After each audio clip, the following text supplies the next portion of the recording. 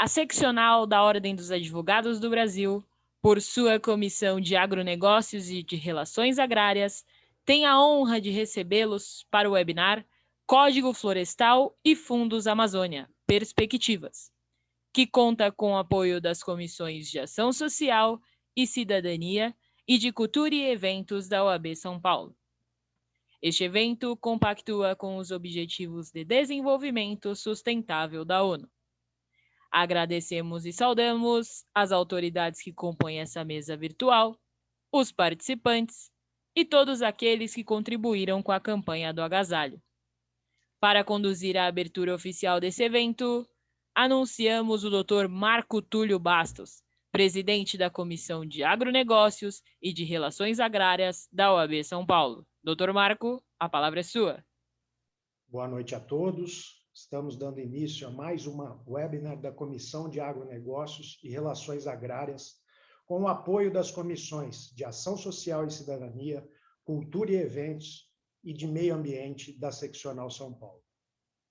De início, gostaria de saudar o nosso presidente, Dr. Caio Augusto da Silva Santos, e agradecê-lo por escolher este grupo seleto de advogados para servir à advocacia de São Paulo e trabalhar voluntariamente pela OAB São Paulo. Tenho a honra de caminhar ao seu lado neste triênio, trabalhando arduamente para construir o presente e deixar algum legado para o futuro dos advogados do Estado de São Paulo. Gostaria de fazer também um agradecimento especial para todos os membros da Secretaria das Comissões e aos demais funcionários da Seccional Paulista, pelo trabalho de excelência que vem sendo realizado durante esta gestão na OAB São Paulo. Gostaria também de cumprimentar os conselheiros estaduais, Dr. Marcos César Gussoni, Dr. Milton Melo, Dr. Mário Luiz Ribeiro, e na pessoa destes ilustres advogados, cumprimentar todos os conselheiros estaduais aqui presentes e agradecê-los por todas as lutas travadas diariamente em favor da advocacia bandeirante. Gostaria também de fazer um agradecimento especial à doutora Ana Paula Chagas, presidente da Comissão de Meio Ambiente, pelo apoio na realização desta webinar e, na sua pessoa, saudar todos os presidentes e membros de comissão desta seccional paulista aqui presentes, parabenizando a todos por todo o trabalho realizado durante este triênio. Gostaria também de saudar todos os presidentes e diretores de subseções aqui presentes e agradecê-los pela dedicação na defesa dos anseios da advocacia paulista. Também agradeço a presença de todas as demais lideranças ligadas ao agronegócio, ao meio ambiente, os estudantes de direito e advogados presentes neste evento online. Agradeço, em especial, ao palestrante da noite, o ministro Aldo Rebelo, por ter aceitado o convite desta comissão para compartilhar os seus conhecimentos e experiências a respeito deste tema, de extrema importância para o Brasil e para o mundo, através da palestra que será proferida nesta noite, Código Florestal e Fundos da Amazônia. Além disso, ministro, gostaria de salientar que venho de uma família umbilicalmente ligada ao campo, e por este motivo posso afirmar, sem margem de dúvidas, que o seu trabalho na relatoria do Código Florestal foi literalmente um divisor de águas, pois contribuiu para a preservação do meio ambiente, sem deixar de proteger o agronegócio, que, afinal de contas, é a mola propulsora de nossa economia. Na atualidade, não existe em nenhum outro lugar do mundo produtores rurais que respeitem mais a legislação ambiental do que no nosso país. E é por este motivo que lhe agradeço por ter lutado pelo restabelecimento do respeito ao agronegócio brasileiro. Por fim, cumprimento o nosso vice-presidente, Dr. Bernardo Felipe Abrão, e os nossos membros, Dr. José Roberto Gomes Júnior e doutora Maria Auxiliadora Zanin. E na pessoa desses ilustres colegas, agradeço a presença e a colaboração dos demais membros da Comissão de Agronegócio e Relações Agrárias da OAB São Paulo.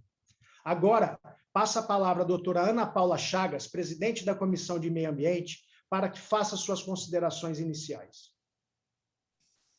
Boa noite. Bom, primeiro eu queria agradecer o Marco Túlio, o Bernardo e o José Roberto pelo convite, por fazer parte desse webinar que discute esse tema que é tão querido aí à proteção ambiental, que é o Código Florestal. É um prazer estar aqui representando a Comissão de Meio Ambiente da Ordem dos Advogados do Brasil de São Paulo. Aproveito para cumprimentar, né, o nosso querido palestrante aí, Dr. Aldo Rebelo, que foi uma figura tão importante na promulgação desse novo código que está em vigor hoje, e cumprimentar também a Maria Auxiliadora Zanin, que também é nossa colega e que está aqui hoje com a gente para poder discutir esse tema, que, apesar de já termos 12 anos aí de promulgação do Código Florestal, ainda é um tema que gera discussões e gera debates, inclusive paixões, né? Tanto do lado dos produtores rurais, quanto do lado dos defensores do meio ambiente. E num ano que a gente está indo para uma COP, né, a Conferência das Partes das Nações Unidas da Convenção do Clima, num ano que a gente está indo para uma COP que é tão esperada e tão debatida, e aonde se espera implementar aí o mecanismo previsto no artigo 6º, que tem relação com o mercado de carbono, né? Nunca a questão agrária foi tão relevante, né, e tão discutida, e nunca os olhos do mundo, acho que estiveram tão fixos aí no Brasil, para ver o que a gente vai levar e quais são nossas propostas, considerando aí esses últimos anos que têm sido bem atribulados com relação à questão de proteção da Amazônia, de proteção das nossas florestas. Então, é nesse espírito que eu passo a palavra para o Bernardo, para que ele possa, então, abrir os nossos trabalhos. Muito obrigada e boa noite a todos e bons trabalhos. Obrigado, doutora Ana Paula. Em nome da OAB São Paulo, da Comissão de Agronegócio e Relações Agrárias, agradecemos muito a parceria com a Comissão de Meio Ambiente e gostaria, neste momento, de introduzir o tema e também dizer que nós, com este seminário, estamos em observância do Objetivo de Desenvolvimento Sustentável número 15, que tem como objetivo proteger, recuperar e promover o uso sustentável dos ecossistemas terrestres, gerir de forma sustentável as florestas, combater a desertificação, deter e reverter a degradação da terra e deter a perda de biodiversidade. Queria também fazer os agradecimentos tanto ao nosso presidente da Comissão de Agronegócio, Marco Túlio, quanto à doutora Ana Paula, e fazer a menção também de algumas autoridades e conselheiros presentes. O doutor Pedro Ascioli, que muito nos honra com a presença, o doutor José Fortunati também está presente, e na sequência queria apresentar os palestrantes da noite. Primeiro, agradecer muito a presença do doutor Aldo Rebelo, jornalista e escritor, foi ministro da Defesa, das Relações Institucionais, dos Esportes, da Ciência e Tecnologia e presidente da Câmara dos Deputados. Foi relator do Código Florestal. Temos também conosco a Maria Auxiliadora Barbosa Zanin, Dora Zanin, que é advogada, produtora rural, membro da Comissão de Agronegócio e Relações Agrárias da OAB São Paulo e foi representante do produtor rural no Código Florestal brasileiro. Dr. José Roberto Gomes Paula Júnior, também muito nos honra a presença, membro da nossa Comissão de Agronegócio e Relações Agrárias.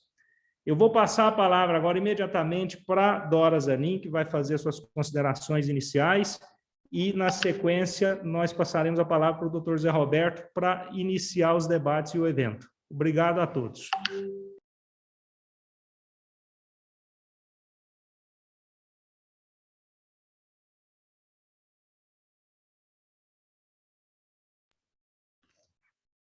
Boa noite a todos. Eu gostaria também de agradecer a oportunidade de estar aqui. É uma honra participar dessa comissão. Gostaria de cumprimentar a todos e principalmente o meu amigo, ex-ministro Aldo Rebelo, e dizer que realmente a contribuição dele para o Brasil é uma coisa assim incomparável. Eu tive a oportunidade de participar da elaboração desse código, de algumas audiências, e fui escolhida na época pelo coordenador, junto com o ministro Aldo, o deputado Valdir Colato, para ser representante do produtor rural brasileiro na ocasião da elaboração do código.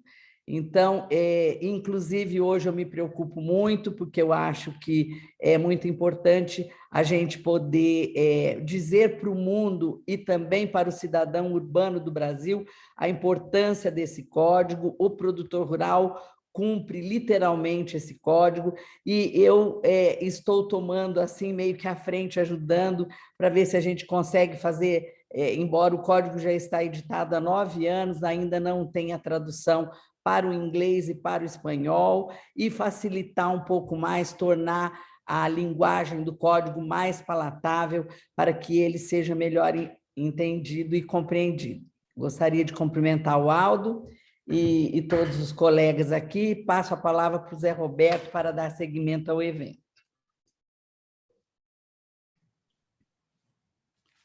Boa noite a todos os presentes. Boa noite, ministro. É uma felicidade muito grande estar numa noite tão importante para a nossa comissão, para a OAB e para toda a advocacia.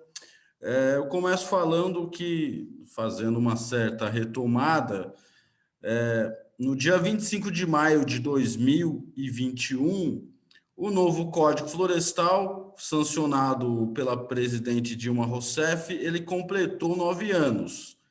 No entanto, existem algumas dificuldades para colocar em prática certas determinações, por exemplo, o programa de regularização ambiental. Apesar de ter quase uma década, a lei atual ainda enfrenta alguns questionamentos jurídicos, científicos e principalmente políticos, não é? Sancionado em 2012, o Código Florestal ele trouxe avanços importantes, por exemplo, com os novos percentuais da área de imóvel destinada à reserva legal, destinado também à criação do cadastro ambiental rural, que se substitui a averbação da reserva legal e garante que o produtor ele possa evitar as multas ambientais se ele estiver comprometido a regularizar esses passivos, né? No entanto, a lei debatida por anos no Congresso ainda passou por alguns questionamentos em relação à sua constitucionalidade no Supremo Tribunal Federal em 2018.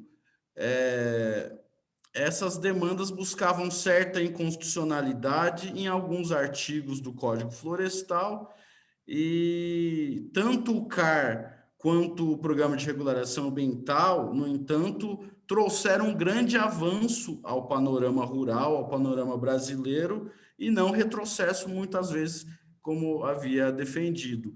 Aldo, para começo de conversa, eu gostaria que você nos explicasse, nos contasse qual que era o panorama brasileiro anterior ao Código em 2002, como que era essa influência do Código Antigo de 65, como que foi essa estruturação, esse debate, né? Como que era o antes, como era o momento até a consolidação e a sanção em 2012, e como você enxerga o Código Florestal atualmente. Seja muito bem-vindo e obrigado pela sua participação. Seu microfone tá desligado, ministro.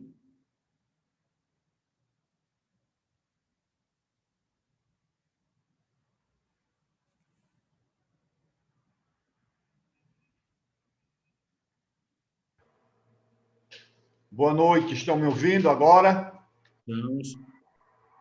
Sim. Estamos te ouvindo, Aldo. Pode prosseguir. Então, Obrigado. boa noite. Boa noite ao Marco Túlio, boa noite ao Bernardo, boa noite à Dora, boa noite à Ana Paula, boa noite ao Zé Roberto, boa noite a todas e a todos que nos acompanham. E cumprimentar a Ordem dos Advogados do Brasil, a seccional de São Paulo. E dizer que o tema da nossa conversa hoje, além de grande importância, guarda também grande atualidade. O Código Florestal Brasileiro é hoje uma legislação referência, não apenas no Brasil, como no mundo.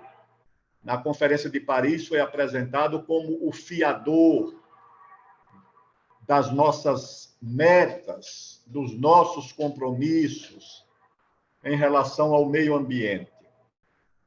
E isso não é por acaso, isso não é à toa. O Brasil tem uma grande tradição de legislar sobre a questão florestal e o meio ambiente. Essa tradição é herdada da coroa portuguesa, que legisla sobre esse tema desde as ordenações filipinas, das ordenações manuelinas. E o Brasil legisla desde a época da independência, desde as orientações do patriarca, ele, o criador do que hoje nós chamamos de reserva legal, a destinação de uma parte das propriedades para a conservação das matas. Isso nós herdamos da coroa portuguesa. No século XVIII, em 1700, o Brasil já tinha um juiz das matas, um juiz voltado exclusivamente para a proteção das matas. E não era só por razões ambientais. O Império Colonial Português precisava de madeira acessível para a construção da sua esquadra, da sua frota marítima, da sua frota comercial. E o Império Colonial não podia depender da madeira alheia. Então, era preciso proteger e preservar a madeira existente lá em Portugal, onde começou a legislação e que foi transferida para a colônia. O desembargador Osni Duarte Pereira organizou um verdadeiro vade-mecum sobre a legislação florestal do Brasil e do mundo.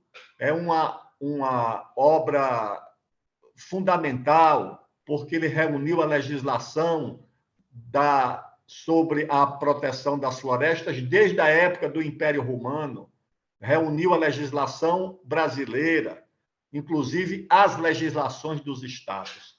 E ele foi o coordenador do grupo que atualizou o Código Florestal de 34 em 1965, em pleno regime militar, e ele era um homem de esquerda, mas coordenou o grupo que atualizou o Código Florestal. A questão é que esse código foi sendo alterado de forma indireta, por medida provisória, uma do presidente Fernando Henrique, que nunca foi votada e que virou lei sem ser votada, porque tramitou no momento em que a legislação que tratava das medidas provisórias foi alterada. E quando essa legislação foi alterada pelo Congresso, ficou a dúvida: essa que estava em tramitação deveria terminar de tramitar com a legislação antiga ou com a modificada? E, na dúvida, transformaram essa medida provisória em lei sem que ela fosse votada. O problema é que essa medida provisória tratava exatamente do meio ambiente e criou uma situação completamente absurda, de tal forma absurda que 90% da atividade agrícola e pecuária no Brasil ficou na ilegalidade, porque essa legislação alterou, por exemplo, as medidas das áreas de proteção dos rios, das APPs de rios, aumentando para 600 metros as áreas de proteção dos rios mais largos, colocando na ilegalidade toda a produção de arroz do Rio Grande do Sul, por exemplo, da margem dos rios, do Uruguai e de outros rios gaúchos, onde se produz o arroz de várzea, do São Francisco. Alterou as inclinações que permitiam a cultura e a pecuária em topo de morro, e com isso toda a produção de café no sul de Minas, nas regiões altas de São Paulo, a produção de maçã em Santa Catarina, tudo isso ficou proibido porque é encosta em topo de morro. A pecuária, a pequena pecuária de sobrevivência dessas áreas altas, de Santa Catarina até o Ceará, tudo isso ficou proibido. De tal forma que, vocês imaginem, que o presidente da República tinha que, por decreto, suspender a entrada em vigor de uma lei que estava em vigor. Era essa a situação. O presidente Lula assinava, de tempos em tempos, um decreto, suspendendo a entrada em vigor da lei. Porque a entrada em vigor da lei desencadeava uma indústria de multas, de autuações dos órgãos de meio ambiente, do Ministério Público Federal, com base na lei, na medida provisória que virou lei sem ser votada.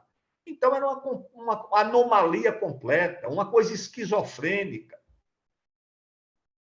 Resoluções do CONAMA, que passou também a ter a atribuição de legislar. Então, o Conselho Nacional do Meio Ambiente fazia uma reunião e ele legislava.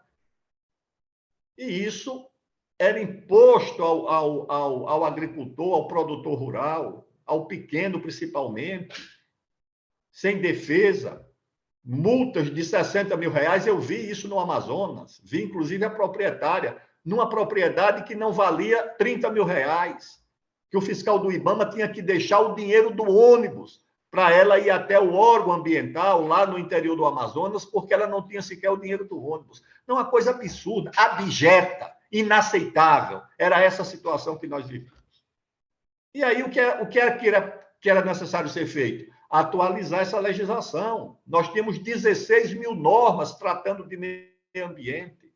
Todo mundo legislava. Além da legislação dos estados, dos municípios, dos estados, da União, do Distrito Federal, você tinha o Ministério Público dos estados, o Ministério Público Federal, o CONAMA legislando, as secretarias de meio ambiente, as secretarias da agricultura, as procuradorias dos estados. Eu vi isso quando fui chefe da Casa Civil em São Paulo. Todo mundo fazia uma norma, todo mundo fazia uma portaria, todo mundo fazia um parecer, um decreto, era uma coisa... Então, você tinha essas 16 mil normas. Então, era preciso passar a limpo isso. Então, cria-se uma comissão especial, porque código exige comissão especial. Só que aí o impasse sobre quem seria o relator, porque era uma coisa dividida entre um grupo do meio ambiente e um grupo ligado à agricultura. A comissão de agricultura, a comissão do meio ambiente. Até que alguém disse, olha, o Aldo podia ser ali uma pessoa que ajudasse a produzir aqui um meio termo. Eu não era nem da Comissão do Meio Ambiente, nem da Comissão da Agricultura. Eu era da Comissão de Relações Internacionais e Política Externa e Defesa. Eu não integrava essas comissões. Nem fazia parte nem da Frente Parlamentar da Agropecuária, nem da Frente Parlamentar do Meio Ambiente. Aí me consultaram, o meu partido, na época, o PCdoB, resistiu, disse, olha, isso é uma coisa muito difícil, muito complicada. Meus amigos... Olha, aí é muito complicado esse negócio aí. Mas eu digo não, certo? Essas coisas, se eu estou sendo convocado, é uma confiança no meu trabalho, eu vou. Mas, quando eu me deparei com o problema, eu digo, olha, isso aqui eu não vou dizer o que penso, enquanto eu, pelo menos, não me familiarizar com a situação, não tomar pulso do estado da arte. O que é que eu faço? Eu digo, vou fazer audiências públicas. Nós fizemos mais de 200 audiências públicas. Eu vi os órgãos ambientais, gestores ambientais dos estados, dos municípios, da União, as universidades, a Embrapa, o IBAMA, essas ONGs todas aí, as nacionais, as internacionais, vi todos eles, as universidades, principalmente aquelas mais próximas desse tema de meio ambiente ou de agricultura. Fui ouvindo. Visitei os biomas todos, fiz audiência pública da fronteira com a Venezuela, lá em Roraima, até a fronteira com o Uruguai, no Rio Grande do Sul, o Pantanal, ali em Corumbá, o semiárido nordestino, lá em Petrolina. Eu saí por aí afora, fazendo todas essas audiências, né? E aí, quando eu julguei que a matéria estava mais ou menos madura para ser discutida, aí nós fizemos os debates lá na própria Câmara. Fizemos os debates, eu saí ouvindo os partidos, fui ouvir os partidos. Ouvi também os tribunais de justiça, ouvi o Tribunal de Justiça, os juízes de primeiro grau, o Ministério Público dos estados, o da União, fiz lá uma audiência no Ministério Público Federal. Então, todo mundo opinou. E a minha impressão é que não podíamos acolher aquela polarização que existia, ou seja, um confronto entre ambientalistas e agricultores. Eu digo, cada um tem direito de ter a sua opinião, mas o interesse público exige que você proteja o meio ambiente e proteja o agricultor. Você não pode sacrificar a segurança jurídica do produtor rural, do pequeno, do médio e do grande, no altar do interesse ambiental apenas. A questão ambiental é tão importante quanto a produção de alimentos, a agricultura. Esse é o interesse do cidadão. O cidadão precisa do meio ambiente e precisa da agricultura e da pecuária. Esse é que era o desafio. E aí eu fiz uma legislação muito dura, muito pesada. Não sei em que país do mundo se aceitaria o que o agricultor brasileiro terminou aceitando. Eu quero saber em que país do mundo o agricultor, como na Amazônia, em 2/3 do território brasileiro, aceitaria renunciar, abdicar de 80% da sua propriedade, do seu ativo, que é a sua propriedade, para proteger o meio ambiente sem recompensa nenhuma. E ele ainda sendo responsável por cuidar daquela área, responsável, inclusive, por danos de terceiros. Se alguém atropela no meio de uma estrada na propriedade dele um animal silvestre, ele é que responde. Se alguém queimar a propriedade dele, ele é que responde. Onde é que existe isso? Na Suécia? Nos países nórdicos? Na Suíça? Não. Na Suécia, o proprietário pode usar 100% da sua propriedade, inclusive na beira do rio. Eles nem sabiam, a ministra do Meio Ambiente da Suécia, com quem eu almocei uma vez em Estocolmo, nem sabia que existia uma figura jurídica no direito internacional chamada reserva legal. Precisou consultar um assessor que veio e disse, não, existe na legislação brasileira. Ela não sabia. Vocês podem consultar, hoje em dia é possível, com esse Google, as margens dos rios da Suécia, da Alemanha, da França. Mata ciliar de couve-flor, de parreiras, de uva, de beterraba, de floresta, mata ciliar na Europa, no Mississippi, nos rios americanos, esqueça, isso não existe. Isso existe no Brasil. Ainda bem que existe no Brasil. Agora, o Brasil não pode ter essa legislação, proteger 97% de toda a área do estado do Amazonas e ser apresentado no mundo como vilão do meio ambiente. Não, isso é inaceitável. Não, inaceitável. Então, nós criamos essa legislação. O que é que tem a legislação? Uma proteção rigorosa, com essas reservas legais, 80% no bioma Amazônia, 35% no Cerrado, 20% na Mata Atlântica. O cadastro ambiental rural, que é um inventário, uma declaração que você tem que provar por satélite o que é que você tem na sua propriedade. Então, você tem que se cadastrar. Aí o satélite vai mostrar e te dizer o seguinte, você tem tanto de mata ciliar, de APP, você tem tanto de reserva legal. Aí depois você entra num programa de regularização ambiental, que vai te dar um prazo para você recompor aquilo que você tem como dívida. Se a tua reserva legal não está de acordo com a lei, nem a tua área de proteção permanente, você tem que recompor. E isso não é pouco.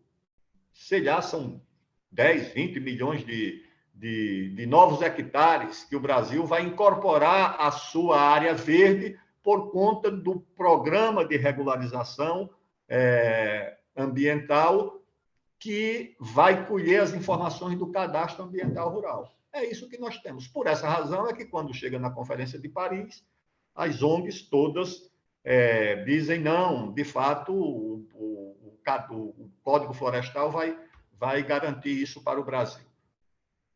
Eu estava conversando um dia desse com o embaixador do Brasil na Inglaterra, na época da aprovação do Código, ele disse, na época da aprovação do Código, as ONGs cercaram a Embaixada do Brasil na Inglaterra para acusar o Código de devastar o meio ambiente. Agora elas cercam a Embaixada do Brasil na Inglaterra para cobrar que o Código seja respeitado e aplicado. Então, isso também dá um pouco da ideia de como agem algumas, não todas, né, dessas organizações não governamentais. O Ministério Público resistiu, recorreu ao Supremo, porque o Ministério Público tem um lado, lamentavelmente, tá certo? Ele não quer saber de agricultura, de segurança alimentar, não conheço nenhuma Câmara do Ministério Público que trate de segurança alimentar. Todo ele tem uma Câmara que só trata do meio ambiente, tá certo? E são muito próximos dessa agenda, recorreram no Supremo, aqui em São Paulo também recorreram, no Tribunal de Justiça, mas isso vai sendo resolvido. Aos poucos, o Código vai se consolidando, e vai se consolidando com a imagem justa que merece, uma legislação avançada, eficaz, equilibrada, protetora do meio ambiente como nenhuma outra no mundo, e, ao mesmo tempo, garantidora da segurança jurídica dos agricultores que precisam, evidentemente, combinar a proteção da natureza com a sua tarefa social relevante de produzir alimentos para o Brasil. Inicialmente, era isso que eu queria dizer dentro do meu tempo inicial, de me colocar à disposição das senhoras e dos senhores para qualquer esclarecimento. Só concluindo dizendo o seguinte, o meu relatório foi votado na Câmara dos Deputados com o apoio de 410 parlamentares e 60 e poucos contrários, com apoio de partidos do PT, do PCdoB, do PDT, do PSB, do DEM, do PSDB, do PP, do PTB, ou seja, não foi uma votação partidária, não foi uma coisa de governo ou de oposição, foi uma coisa que conseguiu reunir, depois de um amplo debate, um sólido apoio parlamentar, sem que eu, como relator, tivesse que oferecer nem que prometer um cafezinho sequer a deputado ou aos partidos. Tá certo? Foi tudo na base do convencimento, da argumentação. Muito obrigado. Ministro Aldo, uma pergunta.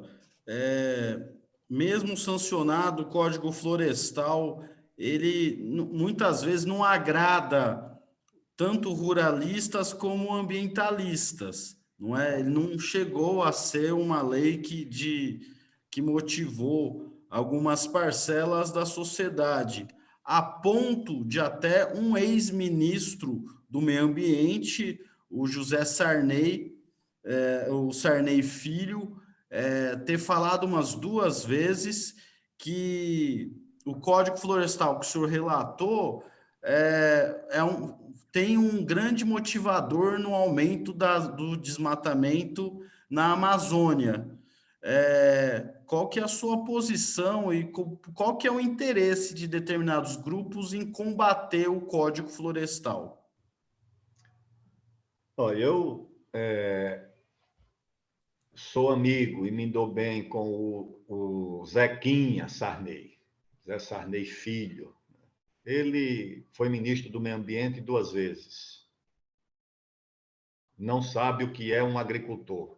Não sabe diferenciar uma melancia de uma laranja, uma vaca de um camelo. Ele não entende da agricultura.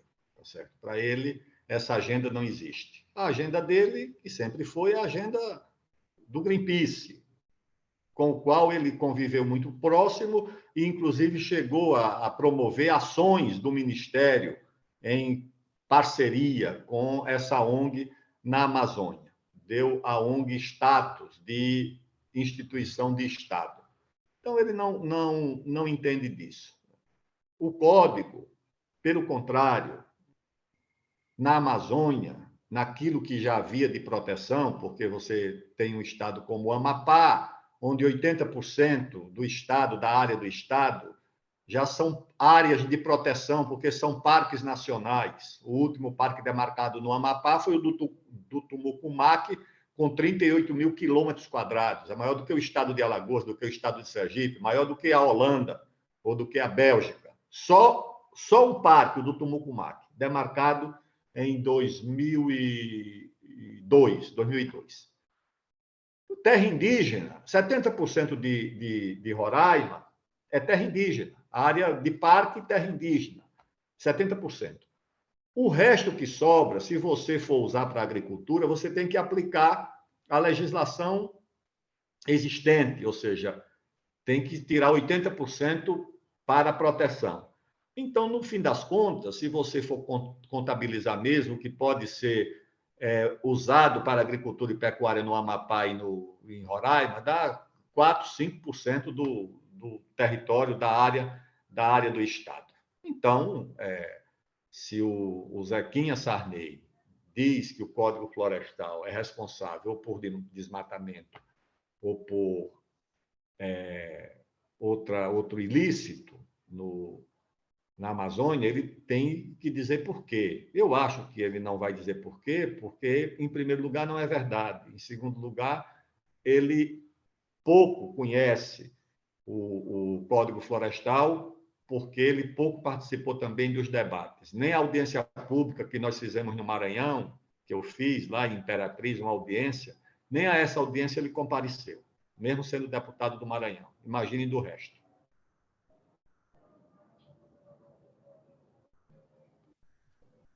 Perfeito, ministro. Doutora Ana Paula, tem alguma pergunta? Eu tenho, ministro. O Código Florestal, ele não só foi inovador quando a gente fala com relação à questão do CAR e a questão do PRA, que permitiria aí que o passivo ambiental pudesse ser regularizado, mas ele também traz outros instrumentos que são extremamente interessantes e que podem auxiliar muito aí na recuperação desse passivo ambiental que existe e também estimular uma proteção maior da vegetação nativa, que são instrumentos como o PRA, o CRA, né, o CRA. Mas 9 anos se passaram e a gente vê como, né, essas iniciativas de implementação desses instrumentos ainda são muito incipientes, né? E aí eu queria ouvir um pouquinho do senhor, por que a gente tem essa dificuldade de implementar, né, esses instrumentos que poderiam trazer grandes incentivos aí e uma grande ajuda, né, na melhoria das questões ambientais, quando a gente fala aí para o setor do agronegócio.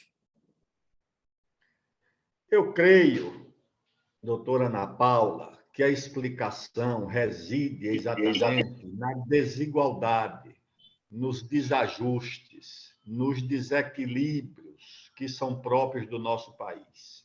Vamos ver o desequilíbrio fundiário. Tomemos o caso do Nordeste, onde mais da metade das propriedades tem até 5 hectares. Então, são propriedades com baixa intensidade de capital e de tecnologia. Proprietários que vivem da sobrevivência, que vivem quase que na indigência. Não tem computador em casa, não tem nada. Nem conhece a existência do Código Florestal. Tá certo? Nem sabem que existe. Eu sei porque conheço bem o interior do Nordeste. Então, é uma agricultura muito pobre, que não é intensiva nem em capital, nem em tecnologia, nem em informação. Os órgãos ambientais desses estados também acompanham as mesmas deficiências. Eu disse na época do Código, eu digo, o governo mobiliza um trabalho de extensão. É que aqui no Brasil, nós, ao invés de fazermos a extensão rural, a assistência técnica, a educação, nós adotamos a metodologia do comando e controle. É muito mais fácil você pegar um fiscal, um talão de multa, sair pelo meio do mundo multando e é mais simples, porque e é mais barato, tá certo? Você multar. É mais caro você contratar um técnico agrícola, um agrônomo, um biólogo, mandar para as propriedades, orientar o pequeno proprietário a dizer como é que ele protege uma nascente, como é que ele protege, fazer uma curva de nível por causa da erosão. Isso o Estado brasileiro abandonou. O trabalho de extensão acabou tudo. De pesquisa também, aqui em São Paulo estão fechando as casas da lavoura, estão fechando o Instituto Agronômico de Campinas, isso tudo está sendo sucateado. Então, essa desigualdade. Por quê? Porque entre os grandes proprietários, essa regularização ou já foi feita ou está sendo feita, tá certo? Aí, porque tem um advogado, você contrata um técnico para dar o RT, para fazer o teu cadastro ambiental rural, isso tudo está sendo feito. Entre os pequenos é que há ainda uma demora muito grande. E aqui em São Paulo, o que houve foi um problema na justiça, entre o Ministério Público, a Assembleia Legislativa, o Tribunal de Justiça, a Procuradoria de São Paulo. Quando eu fui secretário da Casa Civil aqui, eu fui com o secretário do Meio Ambiente, o secretário da Agricultura, o procurador do Estado, o chefe do Ministério Público, ao Tribunal de Justiça, para fazer uma conversa para ver se nós saímos desse impasse para iniciar o programa de regularização ambiental no estado de São Paulo, tá certo? Porque havia muita norma, portarias de cada uma dessas secretarias, coisa do Ministério Público, decisão da Assembleia, era uma confusão. E isso, naturalmente, paralisou. Eu acho que, se houver a superação desses obstáculos, porque o cadastro é mais simples. Algumas cidadezinhas, as prefeituras contrataram um técnico para fazer o cadastro ambiental rural. Um trabalho de extensão. Antigamente, se existisse o projeto Rondon, como existiu nos anos 70, numa jornada do projeto Rondon, no fim de ano, um grupo de estudantes universitários, com seu GPSzinho, faria esse cadastro ambiental rural no Brasil inteiro. Tá certo? É uma coisa muito simples. É um inventáriozinho que você faz por internet, o cadastro é por internet. Agora, precisa você ter alguma estrutura, que, lamentavelmente, nem o produtor pobre tem, nem o Estado dispõe desse meio de extensão. E ficou aí meio parado pelo caminho. Mesmo assim, eu acho que já é mais de 90% das propriedades cadastradas no cadastro ambiental rural.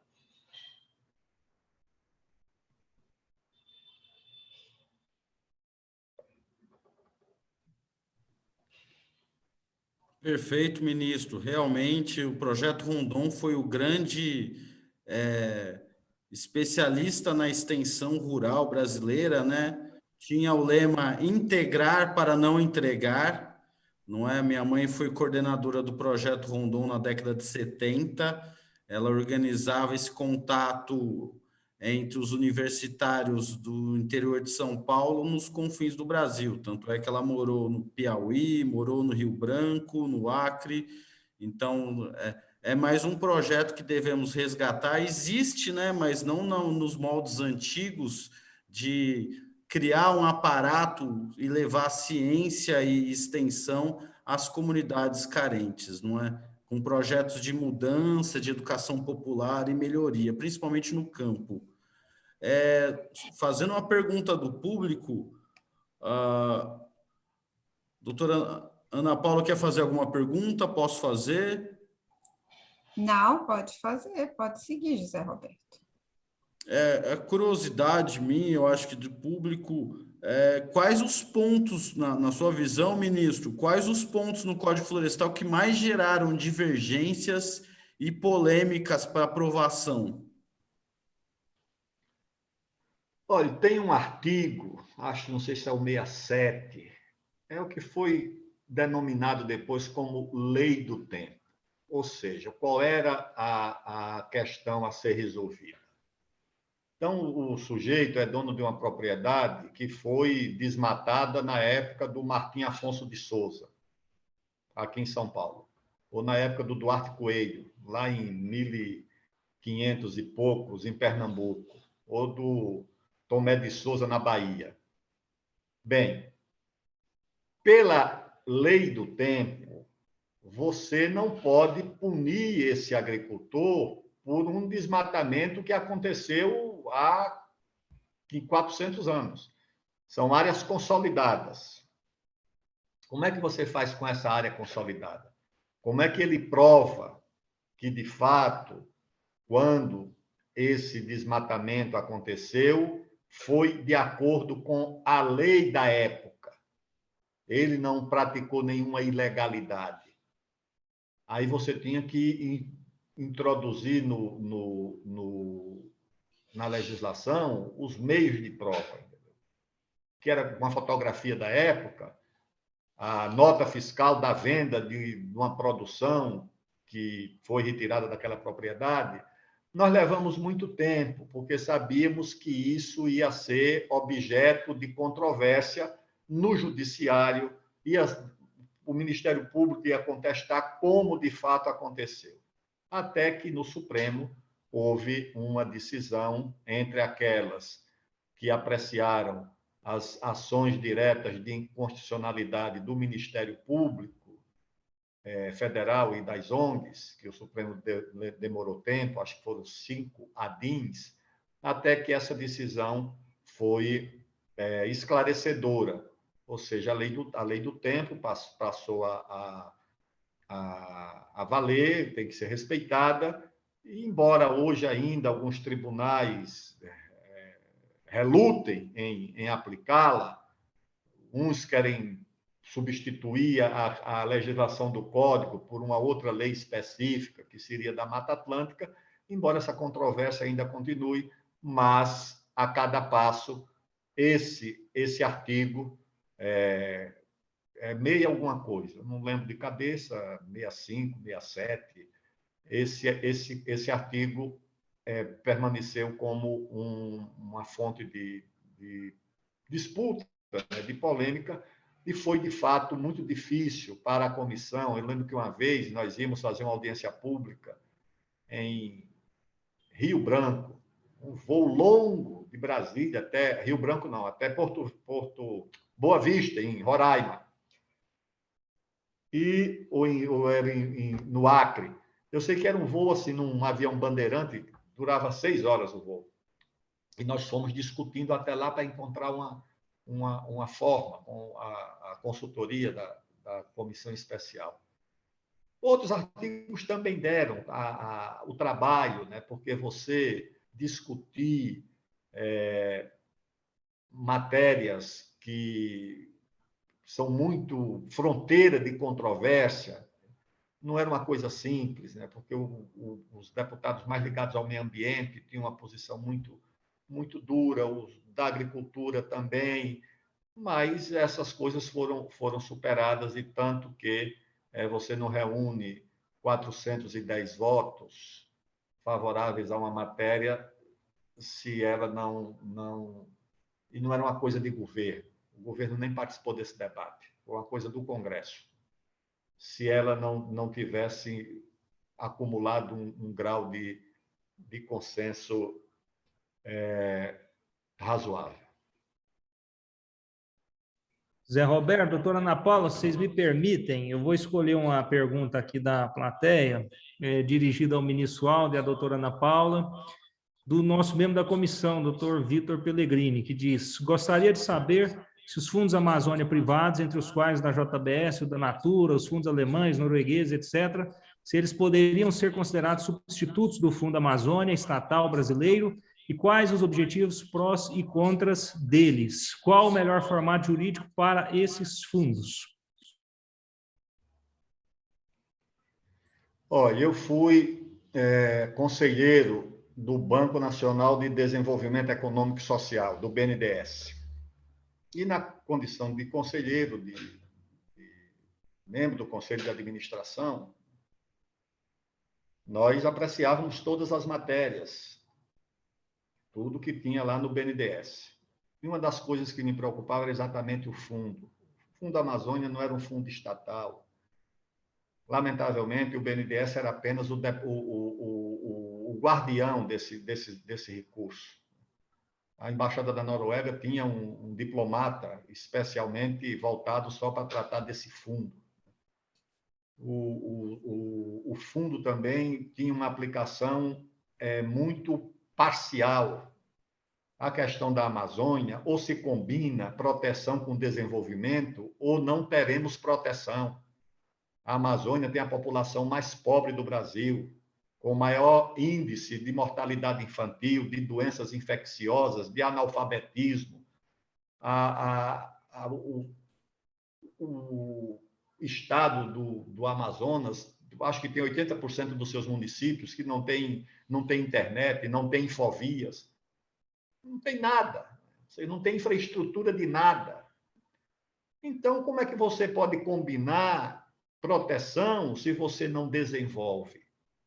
Então, a Amazônia ela tem que ter proteção, tem que ter desenvolvimento da sua agricultura, da sua pecuária, dentro da lei, da sua indústria de transformação, tem que ter tudo isso. E proteção do meio ambiente. Aliás, essa era a agenda do Brasil. A primeira conferência do meio ambiente do mundo, que foi a de Estocolmo, em 1972, foi uma grande vitória diplomática do Brasil, porque nós conseguimos impor na agenda a questão do meio ambiente com o desenvolvimento. E depois nós fomos abandonando e a questão do desenvolvimento ficou abandonada.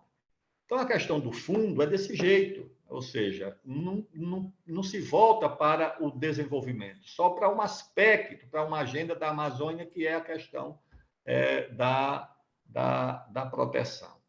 E esses fundos que estão aparecendo agora, esses fundos privados, eu tenho receio que tenham o mesmo destino, ou seja, é como se fosse uma espécie de privatização da gestão do meio ambiente na Amazônia. Eu não acho que isso vai dar resultado, tá certo? Eu acho que sem a associação de políticas públicas com essa iniciativa privada, acho que sem considerar a situação da Amazônia, não é um fundo aqui de São Paulo, tá certo? De um banco, de uma multinacional, de gente que não sabe nem onde fica a Amazônia no mapa, de agir como se fosse... tudo bem, como é que a gente resolve a situação da Amazônia? A pobreza, você cria uma bolsa carbono, você não dá a opção do desenvolvimento, você faz uma assistência à Amazônia, porque o desenvolvimento não é uma opção se não for uma ação combinada com o setor público, o município, o Estado e a União. Então, eu sei que há muitos recursos para esses fundos que vão sendo criados. O governo erra bastante no discurso, no enfrentamento dessa questão, e acho que a solução não é uma solução adequada. Eu não acredito que só a ação isolada desses fundos, se não associarem a agenda da proteção com a agenda do desenvolvimento, que isso vai dar resultado. Hoje, a Amazônia já é a maior produtora de cacau. Nem a Amazônia, só o Pará já produz mais cacau do que a Bahia, porque o cacau é nativo da Amazônia. Qual é o processo de transformação, de industrialização que você vai fazer com o cacau na Amazônia? Tá certo? Você tem que buscar a transformação. Você não pode achar que a Amazônia é apenas um espaço da atividade extrativista e que isso vai resolver a situação local. Não vai. É preciso que a Amazônia tenha um projeto de desenvolvimento sustentável, protegendo o meio ambiente, respeitando a biodiversidade, mas precisa ter desenvolvimento. Tem a maior fronteira mineral do mundo, ninguém quer saber disso. Eu pergunto uma coisa, pessoal, como é que o país tem a maior província de diamante do planeta? Tem um relatório citado pela Folha de São Paulo de uma empresa de mineração que diz que sob a terra indígena da reserva Roosevelt, no município de Espigão do Oeste, no estado de Rondônia, dormem por ano 15 bilhões de reais de receita de diamante. Abandonado. Entregue aos contrabandistas porque ninguém regulamenta a mineração em terra indígena. Você tem a segunda mina de potássio do mundo em Altazes, lá no interior do Amazonas. Potássio, segunda mina do mundo, também debaixo de terra indígena. O ouro que está nas áreas Yanomamis. Como é que você abdica? Que país do mundo abandonaria essa riqueza? Que a Constituição já autoriza essa mineração, basta regulamentar os 2 artigos da Constituição que tratam disso. E ninguém trata disso, porque uma ONG faz uma denúncia lá nos Estados Unidos, ou uma celebridade de Hollywood, e aqui todo mundo para. Não, não pode acontecer. Não pode acontecer isso. A fronteira agrícola do Brasil. A ONU diz o seguinte: nos próximos 10 anos, a população do planeta vai aumentar não sei quanto, é preciso ampliar a produção de alimentos em 70%, desses 70%, 40% é o Brasil que tem que fazer. Como é que o Brasil vai fazer isso? Tem conhecimento? Tem terras? Tem, mas é preciso que esse desafio seja um desafio não do Estado, mas da sociedade. Mas nós somos uma sociedade alienada. A mídia aqui de São Paulo, essa imprensa de São Paulo, quando quer discutir meio ambiente, ela não vai ouvir o Instituto Guild, que é o instituto que reúne o maior acervo de conhecimento sobre a botânica, a natureza na Amazônia. Atravessa aqui a rua, na Faria Lima, vai no escritório de uma ONG, que não tem um botânico, não tem um biólogo, não tem um agrônomo, é quem vai opinar sobre a questão da Amazônia. Uma ONG que tem um escritório na Faria Lima e uma sede em Amsterdã. Não, pessoal, isso não é uma coisa séria, pelo amor de Deus. Isso não pode. Você tem na Amazônia o INPA, você tem as universidades do Pará, do Amazonas, de Rondônia, você tem esse Museu Emílio Guild, que tem 150 anos, o Museu Emílio Guild. O maior acervo, o maior banco de plantas, de zootécnico do mundo está lá. Mas isso aqui a gente não conhece. Certo? Aqui, quando jornais como Folha, Valor Econômico, Globo, precisam ouvir alguém sobre a Amazônia, vai ouvir uma ONG que nem sabe onde fica a Amazônia no mapa. Aldo, muito obrigado. Doutora Ana Paula, suas considerações. Bom, eu vou discordar um pouquinho do Aldo aqui. Bom, a questão da exploração da Amazônia sempre é uma questão polêmica e uma questão sensível, né? O Brasil realmente hoje ele tem um papel muito relevante em questão de produção de alimentos e no mercado mundial com relação a isso, mas também já existem estudos que demonstram que não há necessidade da fronteira agrícola avançar na Amazônia para a gente poder aumentar aí a nossa capacidade produtiva. Inclusive, a gente tem, né, programas aí para aplicação de tecnologia, né, no agronegócio, né, e que vem trazendo resultados impressionantes aí, coisas que nós somos pioneiros, inclusive, no mundo, né?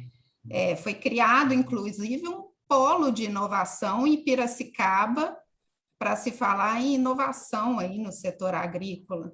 Então, é um setor que vem trazendo avanços, aumentando a produtividade, o que deixa claro que não há necessidade desse avanço da fronteira agrícola. Com relação à exploração sustentável da Amazônia, esse também é um tema bem delicado, né?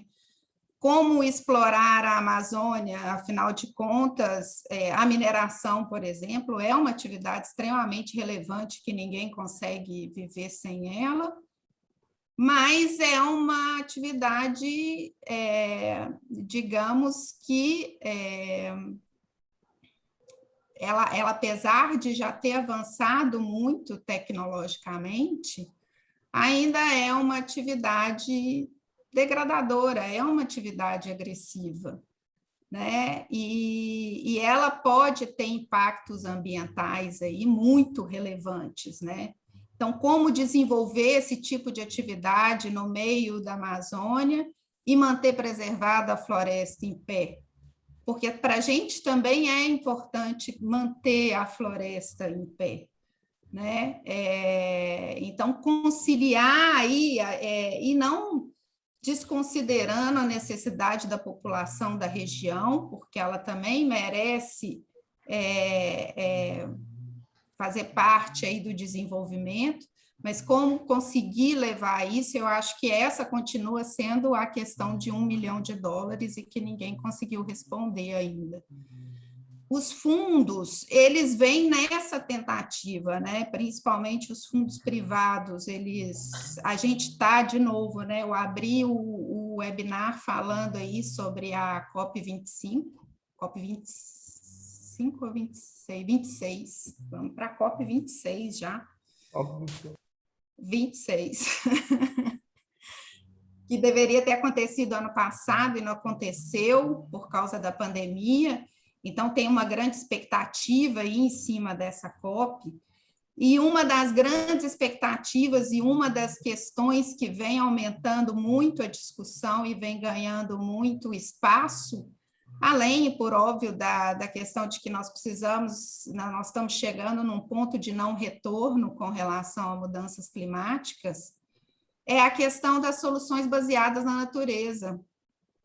E aí isso passa a ser muito, muito relevante quando a gente olha para a Amazônia, né? Porque a Amazônia, ela dentro ali, ela tem essa riqueza com relação às soluções baseadas na natureza, que nenhum outro lugar do mundo você vai encontrar essa riqueza. E é uma riqueza que precisa ser explorada. Então, talvez o que a gente precise pensar é uma forma diferente de desenvolvimento, não o desenvolvimento tradicional que a gente está acostumado, mas uma nova forma de desenvolvimento, né? Como eu disse, o Código Florestal ele tem instrumentos que são instrumentos de incentivo e que hoje eles ainda são incipientes, né? Você vê as iniciativas, mas elas não têm relevância, como pagamento por serviços ambientais, como o CRA. Então, a gente tem outros meios, né, de desenvolvimento, e talvez a questão seja essa, seja pensar de maneira diferente. Com relação ao Fundo Amazônia, aquele que foi criado por decreto, é bem verdade que os recursos eles provinham da Noruega, né, da Alemanha e uma parte da Petrobras. Mas é um fundo que ele tinha uma governança desenhada e essa governança, então, ela foi derrubada. E aí, desde 2019, então, que os fundos do Fundo Amazônia estão parados. A forma como eram destinados esses recursos, né, foi objeto de muito questionamento aí pelo nosso atual governo federal. Então, na falta desse fundo, começaram a se criar os fundos privados. Os fundos privados nada mais é do que a sociedade, do que a iniciativa privada vendo como essas soluções baseadas na natureza, elas vão começar a tomar espaço e vão começar a ser relevantes na nova economia que a gente vai ter no pós-pandemia aí, e eventualmente nesse pós-COP26 aí, regulamentação do artigo 6º. Então, o funcionamento deles, a grande questão, existe a pergunta, né, quais objetivos, prós e contras, os objetivos são muito parecidos, que é o combate ao desmatamento.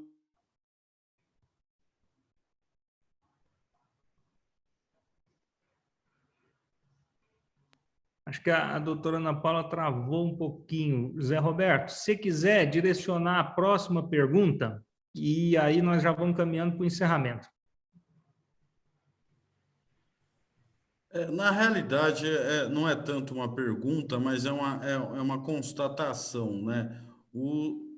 Eu acho que nós vivemos um momento que o nacionalismo está sendo utilizado da forma mais errada, não é? Se confunde nacionalismo com patriotismo. E os temas discutidos aqui são temas ligados à soberania do país. E essa soberania, ela discute principalmente a questão desses fundos quando oriundos de outros países. E eu acredito que existem outras formas de beneficiar a Amazônia, buscando o desenvolvimento sustentável. O Código Florestal consolidado e, por exemplo, a lei que ainda frágil, mas bem intencionada, talvez aperfeiçoada, o pagamento por serviços ambientais, junto com um novo conjunto de políticas públicas, pode muito bem, no rastro do Código Florestal, auxiliar a Amazônia e preencher essas lacunas deixadas pelo Fundo Amazônia. Porque o pagamento por serviços ambientais nada mais é do que a possibilidade de garantir o princípio do protetor pagador. Quem protege mais, ganha mais. E isso gera uma nova cultura política e ambiental no que se refere à preservação da Amazônia e também à preservação de outros biomas, não é? Então, eu queria que o ministro Aldo comentasse um pouco se ele percebe se ele acredita também nessa questão de soberania em relação à nossa fragilidade e necessidade de fundos do exterior, como se fosse uma anuência do nosso atestado de incompetência, precisar de dinheiro do exterior, se nós podemos, por si só, caminhar e organizar frente à proteção da nossa soberania, e se a lei de pagamentos serviços ambientais pode ser usada para auxiliar o Fundo Amazônia e também a proteção de outros biomas. Zé Roberto, antes de o ministro responder, eu queria voltar só a palavra para a doutora Ana Paula, para ela concluir o raciocínio dela, e aí fica anotada a sua pergunta para a gente fazer o encerramento com o ministro Aldo. Doutora Ana Paula, pode retomar, desculpe. Obrigada, pessoal. Desculpa aí por ter caído. Bom, então eu estava começando a falar dos fundos privados, né? Então, as empresas elas estão começando a enxergar a importância dessas soluções que podem vir da Amazônia e da manutenção, então, do ecossistema amazônico.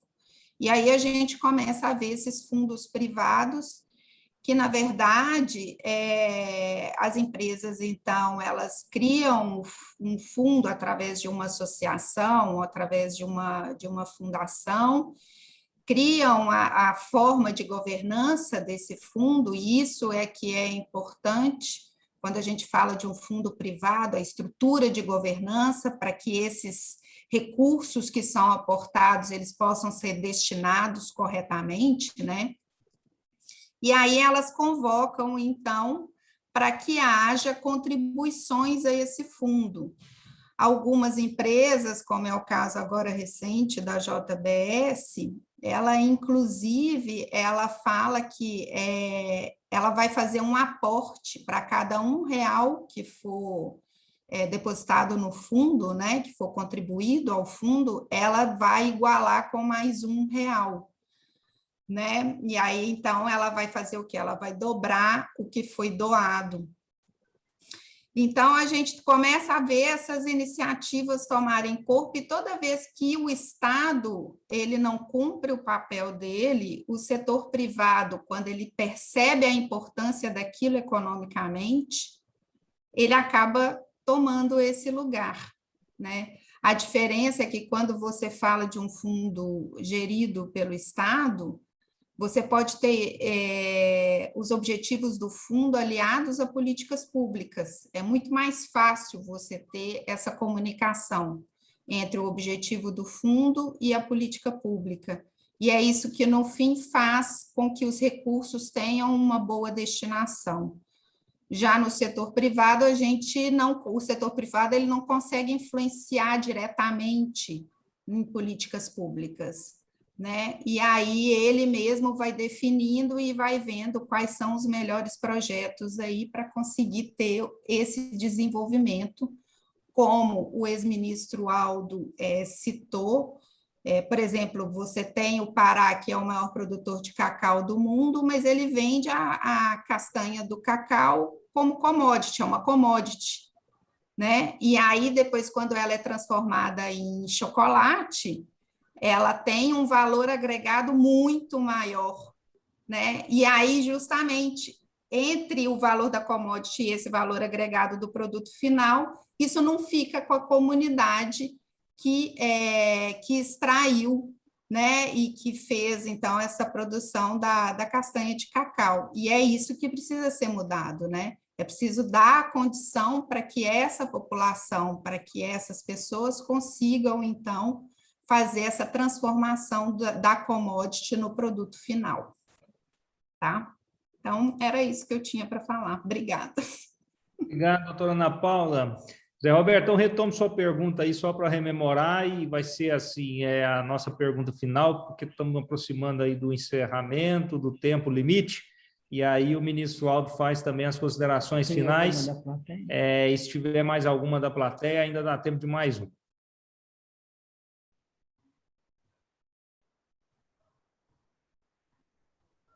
Zé Roberto, se você puder rememorar a pergunta que você fez para o ministro Eu Aldo. anotei a pergunta do Zé Roberto aqui. Ah, ótimo. Então, vamos lá, ministro, desculpe.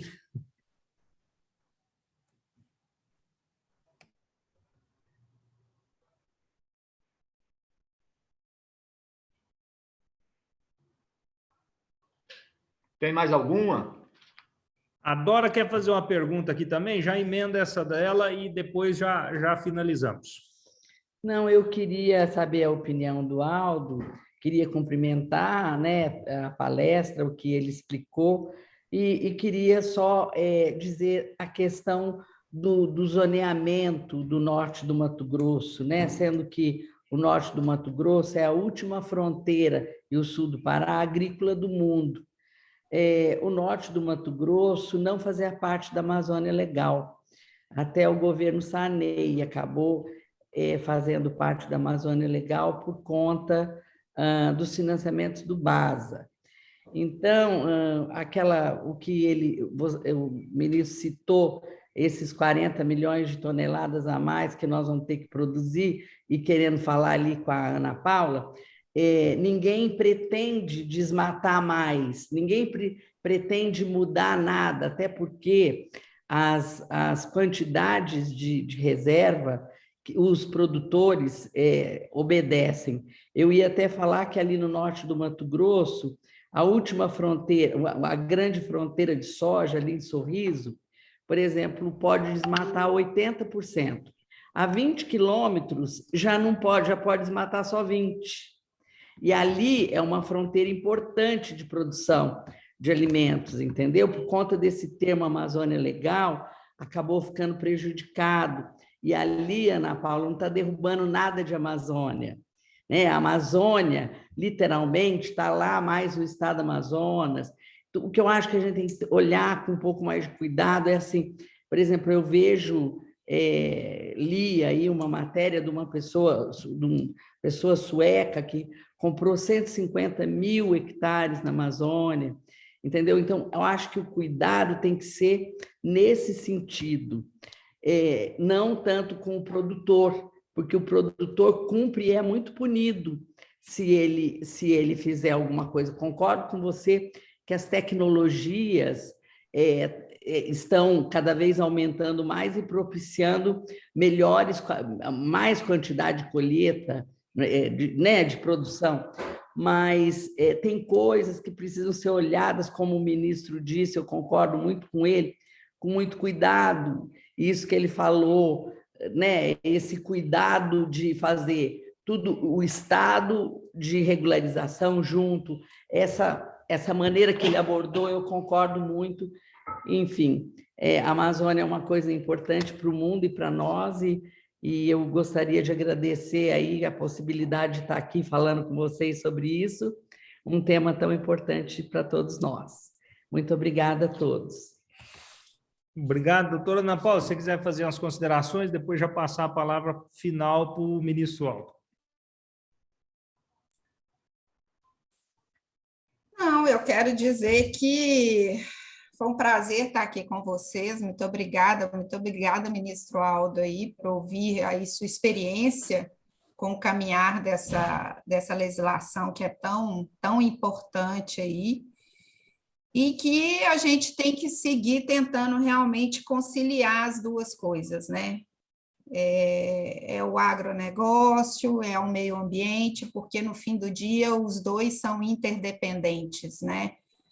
Para o produtor rural não tem o menor interesse em ter destruição do meio ambiente, porque isso vai afetar forçosamente a atividade dele, a produção, né? E o produtor rural que não entendeu isso ainda é uma pena, porque ele realmente não entendeu nada. Ao mesmo tempo, a gente também precisa aí de um agronegócio forte, porque temos muitas boquinhas para alimentar, né? O papel do Brasil, ele realmente é muito relevante nisso. Então, muito obrigada a todos aí, e aí eu passo a palavra, então, aos nossos colegas. Vamos lá, então, ministro Aldo, as considerações finais. Bem, eu vou responder as duas questões, né, colocadas pela Ana Paula e pelo Zé Roberto, antes das considerações finais. Quais são as duas questões? Primeiro, esse tema da Amazônia é um tema difícil, porque combina interesses legítimos, humanitários, a generosidade dos grupos que lutam pelo meio ambiente, com os interesses comerciais e geopolíticos que se misturam na Amazônia. A Amazônia é uma área cobiçada há 500 anos. Aquilo ali foi motivo de disputa entre todos os impérios coloniais. Aquela Guiana francesa, a holandesa, a inglesa, que permanecem por lá ainda, é o testemunho dessa disputa em torno da Amazônia. Então, não é uma coisa simples, nem uma coisa fácil. A mineração, ela pode ser, ao mesmo tempo, uma atividade de depredação e destruição do meio ambiente e uma atividade de proteção.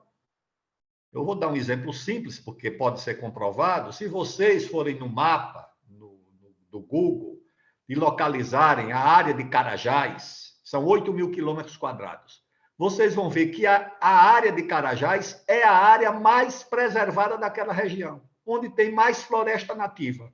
Por quê? Porque tem um pequeno espaço dentro desses 8.000 quilômetros quadrados, onde acontece a exploração do minério, da jazida, de ferro, e o resto tudo é floresta protegida, porque transformou-se num parque. Então, você pode ter uma atividade de mineração, que não é uma atividade extensiva, como a agricultura ou a pecuária. A mineração se dá numa área pequena, que, fiscalizada, com medidas e tecnologia de proteção do meio ambiente, pode ajudar a proteger o meio ambiente, desde que o Estado fiscalize, os órgãos ambientais acompanhem, as medidas de proteção sejam adotadas. Você pode ter a mineração destruindo ou pode ter a mineração protegendo, desde que não seja uma atividade clandestina, como muitas vezes, infelizmente, acontece. Essa questão do mercado de carbono, dos fundos.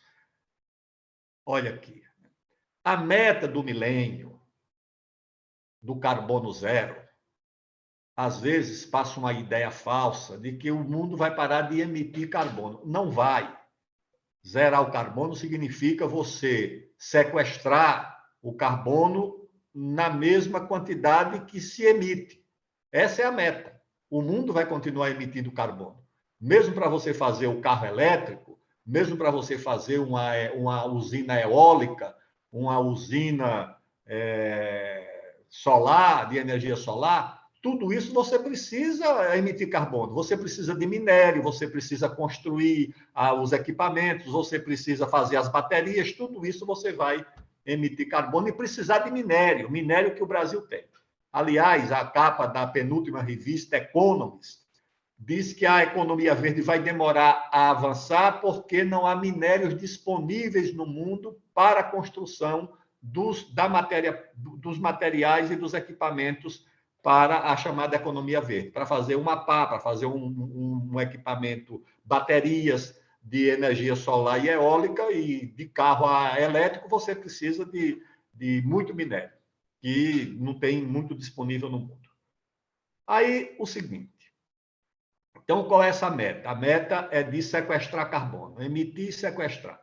Sequestrar carbono é uma coisa cara e difícil. E quem está disposto a fazer isso no mundo?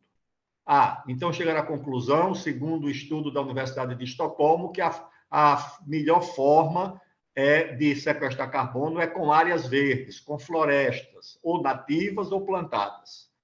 Aí a própria universidade faz os cálculos. Seriam necessárias novas, vejam só, 9 milhões de quilômetros quadrados de novas florestas no mundo para poder alcançar a meta do milênio. Isso é a área do Canadá, é mais do que a área do Brasil. Aí eles perguntam ainda, nessa matéria, nesse estudo da Universidade de Estocolmo, divulgado pela revista Economist, isso tem 1 ano ou 2. Não, essas áreas estão onde? No Brasil. Aonde? No Brasil, no Cerrado, por exemplo. Mas a própria matéria diz, o problema é que no Cerrado, o Brasil tem uma grande fonte de produção de proteína e de grãos. Os brasileiros não vão querer ceder o Cerrado para reflorestar. Mas está lá na matéria. Essa possibilidade está colocada. Aí, qual é a questão que se apresenta, minhas amigas e meus amigos?